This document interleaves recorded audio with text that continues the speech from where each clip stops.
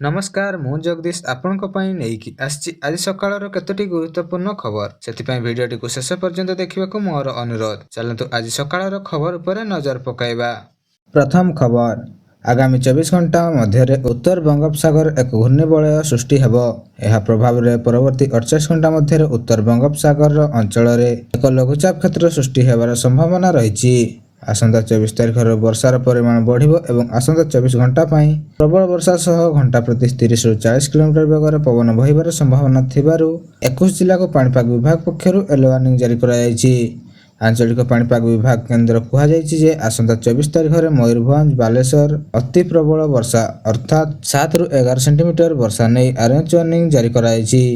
बाकी समस्त जिले में प्रबल वर्षा नहीं येलो वार्निंग जारी होता बेले सेहीपरि 27 तारिख पर्यंत राज्य में अनेक स्थान प्रबल वर्षा संभावना थिबारु सतर्क सूचना जारी करछि पाणीपाग विभाग। चलंतु नजर पकेया परवर्ती खबर उपरे। सुभद्रा को नहीं आसिला बड़ खबर। राज्य आरंभ होइछि सुभद्रा समीक्षा कार्यक्रम। राज्य अंगनवाड़ी दीदी एसएचजी महिला और उच्च शिक्षा विभाग रे छात्र छात्री सुभद्रा योजनार समीक्षा करिवे बोली उपमुख्यमंत्री तथा महिला और शिशु विकास मंत्री प्रभाती परिडा कहिसेंती। आईएएम संबलपुर मॉडल सह उच्च शिक्षा विभाग छात्र छात्री जोगाजोग रे महिला शिशु विकास मिलित उद्यम रे राज्यव्यापी एही सुभद्रा समीक्षा करा जिवो। राज्य 200 रु अधिक अंगनवाड़ी केन्द्र मध्य एही कार्यक्रम जरिया समीक्षा करा जिवो। एक स्वतंत्र आप माध्यम रे सब समीक्षा हेबो एवं सुभद्रा योजना पाइबा पर ताहाको अनुध्यान करा जिवो बोली उपमुख्यमंत्री कहिसेंती। हिताधिकारी किपरि दुईटी किस्ती रो खर्च करिसेंती ताहाको अनुध्यान करा जिवो एवं एथिरे महिला स्वयं सहायक गोष्ठीर मेंबर सह केयर मेंबर अंगनवाड़ी मेंबर और हेल्पर सह उच्च शिक्षा विभाग छात्र छात्री एही दिगरे कार्य करिवे। एही कार्यक्रम 22,000 महिला को सुभद्रा समीक्षा करबाको प्राय 1 मास समय लागियो बोली कहिसेंती उपमुख्यमंत्री प्रभाती परिडा। एवं आसंता रक्षाबंधन रे सुभद्रा योजनार तृतीय किस्ती मिलिबो बोली मध्ये से सूचना दैछंती। या सहित आसंता अगस्त 9 तारिख रे ओडिशार महिला पाइबे सुभद्रा तृतीय किस्ती। जे माने द्वितीय किस्ती पाइनांती आसंता 2 दिन मध्ये संपुक्त हिताधिकारी तालिका को रिव्यू करा जिवो एवं बहुत जल्दी योग्य हिताधिकारी को पैसा सुभद्रार हक समस्त को दिया जिवो बोली सूचना आछि। चलंतु नजर पकाया परवर्ती खबर उपरे। राज्य भाजपा सभापति मनमोहन सामल दिल्ली गस्त रे जाइछंती। मंत्रिमंडल संप्रसारण चर्चा भितर दिल्ली गले मनमोहन। दिल्ली रे शीर्ष नेता को मनमोहन भेटी पारंती एवं सभापति हेबा परे प्रथम थर पई से दिल्ली गस्त करछंती।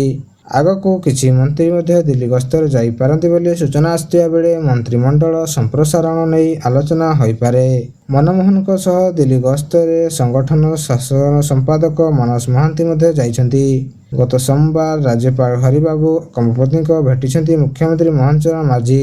राज्यपाल सह साक्षात निर्दिष्ट कारण अस्पष्ट रहिथिया बेले मंत्रिमंडल संप्रसारण चर्चा भितर एही भेटभाट महल को आहुरी गरम कर दैछि। मंत्रिमंडल रे खाली पड़िथिबा 6टी पद पई जणे जणे मंत्री को हाथ रे अछि एवं मंत्रिमंडल संप्रसारण नै चर्चा होइथिबा सूचना मिलिछि। किए पड़िबो बाद और किए हेबो शामिल एनै जोरदार चर्चा चलथिबार सूचना आछि। चलंतु नजर पकेया परवर्ती खबर उपरे।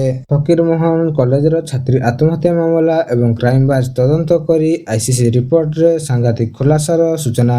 फकीर मोहन महाविद्यालय रो छात्री सौम्यश्री विसिंह को आत्महत्या मामला रे तदंत जोरदार हेउछि। गत रविवार क्राइम ब्रांच डीजी विनोद मिश्र और डीआईजी डॉक्टर सत्यजित नायक कॉलेज पहुंची विभिन्न दिगरे तदंत कले एवं छात्री छात्री मध्य अध्यापक माने मध्य पचरा उच्चारार शिकार होइछन्ति।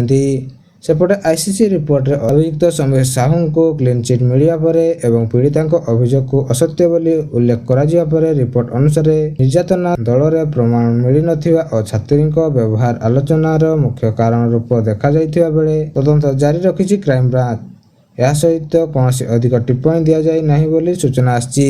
चलंतु नजर पकेया परवर्ती खबर उपरे। समस्या उपजिबा परे चाषी पंजीकरण को सरकार सरल करछंती। बापा किंबा जजेबापा नारे जमी थिले भी पुओ चाष करी पंजीकरण करि परिबे।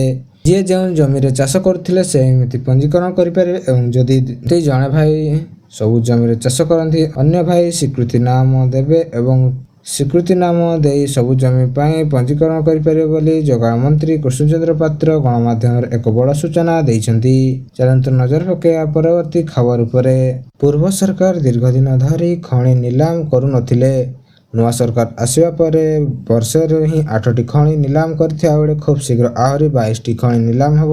ସେନେଇ ପ୍ରସ୍ତାବ ଶେଷ ପର୍ଯ୍ୟାୟରେ ପହଞ୍ଚିଛି। ଏନେଇ ଖଣି ମନ୍ତ୍ରୀ ବିଭୂତି ଭୂଷଣ ଜେନା ସୂଚନା ଦେଇଥିବା ସହିତ ମନ୍ତ୍ରୀ ବିଭୂତି ଭୂଷଣ ଜେନା କହିଛନ୍ତି ଯେ ଖଣି ନିଲାମ ଦ୍ୱାରା ରାଜ୍ୟର ରାଜସ୍ୱ ବଢ଼ିବ ଏବଂ ତା ସହ ଶିଳ୍ପ ଆସିବା ଦ୍ୱାରା ନିଯୁକ୍ତି ପ୍ରକ୍ରିୟା ତ୍ୱରାନ୍ୱିତ ହେବ। ସେ ଦିଗରେ ପ୍ରାଧାନ୍ୟ ଦେଇ ଖଣି ବିଭାଗକୁ କାମ କରାଉଛୁ ବୋଲି ସେ ସୂଚନା ଦେଇଛନ୍ତି। ଚାଲନ୍ତୁ ନଜର ପକାଇବା ପରବର୍ତ୍ତୀ ଖବର ଉପରେ। ମୋବାଇଲ ଆଲୁଅରେ ରୋଗୀଙ୍କ ଦେହରେ ଫୋଡ଼ା ହେଲା ସାଲାଇନ୍। ଜଗତସିଂହପୁର ମୁଖ୍ୟ ଚିକିତ୍ସାଳୟର ସ୍ୱାସ୍ଥ୍ୟ ସେବନ ନଗ୍ନ ଚିତ୍ର ପଦାକୁ ଆସିଛି।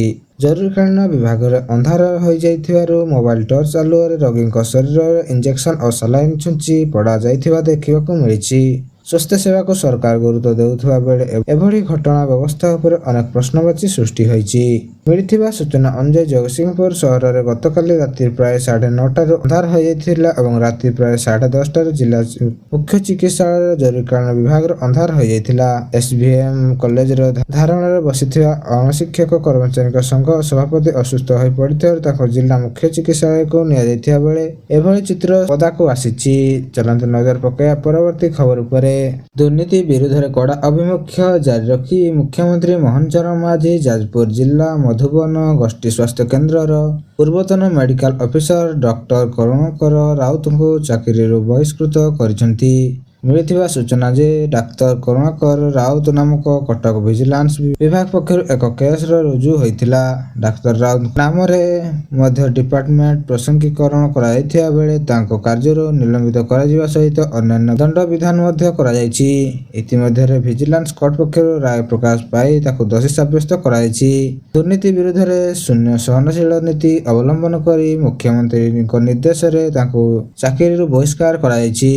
କୌଣସି ଦୁର୍ନୀତିଗ୍ରସ୍ତ ଅଧିକାରୀଙ୍କୁ ଛଡ଼ାଯିବ ନାହିଁ ବୋଲି ମୁଖ୍ୟମନ୍ତ୍ରୀ ଅନେକ ସମୟରେ କହି ଆସିଥିବା ବେଳେ ମୁଖ୍ୟମନ୍ତ୍ରୀଙ୍କ ନିର୍ଦ୍ଦେଶରେ ଦୁର୍ନୀତି ନିବାରଣ ବିଭାଗ ପକ୍ଷରୁ କଡ଼ା ଅଭିମୁଖ୍ୟ ଗ୍ରହଣ କରାଯାଇ ବିଭିନ୍ନ କ୍ଷେତ୍ରରେ କାର୍ଯ୍ୟ କରୁଥିବା ଉଚ୍ଚ ପଦସ୍ଥ ଅଧିକାରୀ ଓ କର୍ମଚାରୀଙ୍କ ଉପରେ ଦୁର୍ନୀତି ଅଭିଯୋଗ ଚଢ଼ାଉ କରାଯାଇ ଆବଶ୍ୟକ ପଦକ୍ଷେପ ଗ୍ରହଣ କରାଯାଇଛି।